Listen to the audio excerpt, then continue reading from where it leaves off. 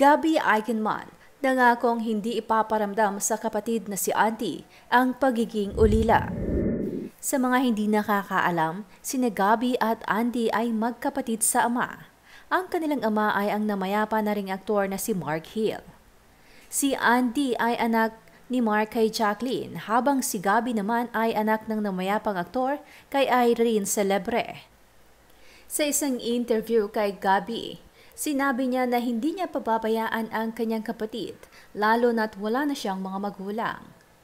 Close na close ang dalawang magkapatid dahil kahit hindi tunay na ina ni Gabby ang namayapang Cannes Film Festival Best Actress na si Jacqueline Jose, ay kapansin-pansin na nasa tabi lang siya ni Auntie simula nang humarap sila sa media upang kumpirmahin ang pagpanaw ng batikang actress hanggang sa macromate ito. Tiniyak ni Gabby na hindi niya ipaparamdam kay Auntie na nag-iisa na lang ito sa buhay. Ani Gabby, mahirap din i-absorb yung nararamdaman ni Andy. Sponge ako parang wala na siyang parents alam mo yun, orphan. But I would never let her feel that way. I'll make sure she will never feel that way naman, and totoo, sasabihin ko na I will make sure of that. At nang makamusta naman si Auntie, ani Gabby ay she's coping. On and off emotions kasi of course, day by day you see different people iba-ibang mga nakasalamuhan niya sa industriya. Any child naman na nawala ng magulang will always be reminded of yung pagwala na, konting switch lang, maaalala mo. Si Gabby rin ang umalalay kay Andy sa pagproseso ng biglaang pagpanaw ng ina nito. Kwento ni Gabby, when Andy called me, she was crying. So yeah, the rest was history. I went straight to their house. Yeah, that's how it went about. That's how everything happened. Pinili ni Gabby na hindi na idetalye ang buong senaryo nang matuklasan ang katawan ni Jacqueline Jose sa tahanan nito noong March 3, linggo na ng hapon. March 2, Sabado ng umaga nang bawian ng buhay ang actress at nataon namang kaarawan ito ni Gabby. Pagkukwento ni Gabby, sabi ko kay Andy since she was in Siargao, sabi ko, mag-ano ka muna dyan, book a flight, earliest flight or whatever. Pero wag mo munang problemahin, wag mo munang isipin. I mean, I'm sure everyone will probably start to call you to ask questions kung anong nangyari talaga. That's why natutuwa ako kasi si Philmar, he's also there to help Andy cope up with habang hindi pa siya bumibiyahe. Mapapansin ang pagiging malapit ni Gabby sa mag-inang Andy at Jacqueline. Dahil nang pumanaw ang aktor na si Mark Hill noong September 2014, si Gabby na umano ang tumatayong ama sa kanilang blended family.